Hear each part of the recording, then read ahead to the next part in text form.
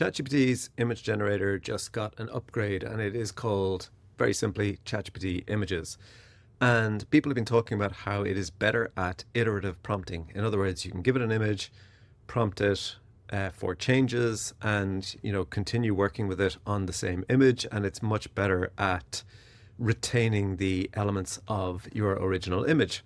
So for reference images, I gave it our logo here, and I gave it 2 images of me. And I asked it to create an image of this man wearing a dark t-shirt with the logo on it. And let's have a look at how it did. So here's how it did. I thought, yeah, pretty good. The spacing on the logo isn't right, but it is, it's recognizable as our logo, but the spacing is all off, which is a shame. And looks like I've been going to the gym a lot more than I actually do. The amount I actually go to the gym is 0, so that's not difficult. Otherwise, facially, it's recognizable as me, particularly specifically from those photographs, but it has definitely made a couple of adjustments that give me just that kind of that's not quite right look. Then I said, fix the spacing on the logo and make it about 60% smaller, because I felt like it was just it was too big here. Making the logo bigger is not always the best choice. So it didn't get the spacing right. It did make it smaller, but now it's also, I think, it's trying to adjust the spacing on my head or something. Then I said, I never actually just wear a t-shirt. So I said, you know what, put a shirt back on this guy. And it did that really well. And then I said, you know what, throw a Santa hat on this guy. And it did, but it removed the shirt. And I said, where's the shirt? So it said, oh yeah, okay, here you go. Great, okay, but now this Santa hat in the studio setting, you know what, let's go outside in the snow and have a bit of wildlife in the background. And it did a great job at that. Lovely. Now you can see this is now definitely starting to drift. Generally speaking, it's doing a relatively good job of keeping the image largely the same, but my facial features are definitely starting to drift. At this point, I'm not entirely sure who this guy is. My cousin, maybe, I don't know. And then I thought, you know what, I'm wearing a Frank and Marcy t-shirt, and here I am on my own. Marcy should really be here. So it added Marcy-ish. It's kind of like, if you glance at it, it's like, oh yeah, there's Marcy with some more handsome version of Frank. And then I said, well, ChatGPT is obviously missing from this photograph, so I asked it to add ChatGPT.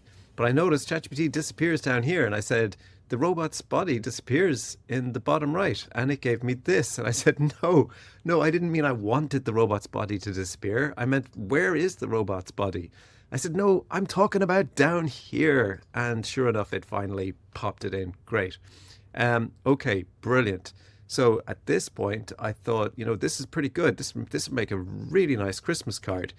So I asked it to add some text, but it added the text on a white background, which I'm really not crazy about. By the way, in case you're wondering, ChatGPT is how I lovingly refer to ChatGPT. It actually comes from no transcriber, no transcription service ever knows that I'm saying ChatGPT. They always think I'm saying ChatGPT. So yes, ChatGPT is here with the glasses and the mustache. Lovely. So I said, look, I didn't want the text on a white background, and it did a relatively good job. And I was like, yeah, that's a bit boring looking. Could we make it look a bit more Christmassy, a bit more Christmas cardy? And it did a relatively good job. But I said, that's not quite it. I'm looking for something a bit more elaborate, something that looks like somebody designed it and it might be on the front of a Christmas card. And finally, it gave me this, which is definitely a big improvement. Maybe not quite what I wanted. I had something a bit more, I don't know, bombastic in mind. But there you go. Not bad. The image quality seems to have deteriorated a little bit. Marcy looks terrifying right now if you actually know what Marcy looks like. ChatGPT is looking spot on here. Great job there with consistency with ChatGPT. Not so much with Marcy, not so much with me.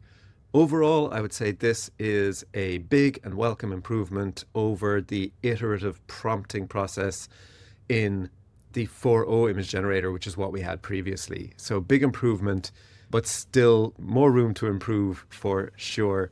the faces drift pretty quickly, and as you can see, the image quality just seems to be deteriorating as well. If you try out iterative prompting in the new ChatGPT Images, let me know how you get on. I'd love to hear about your experiments as well.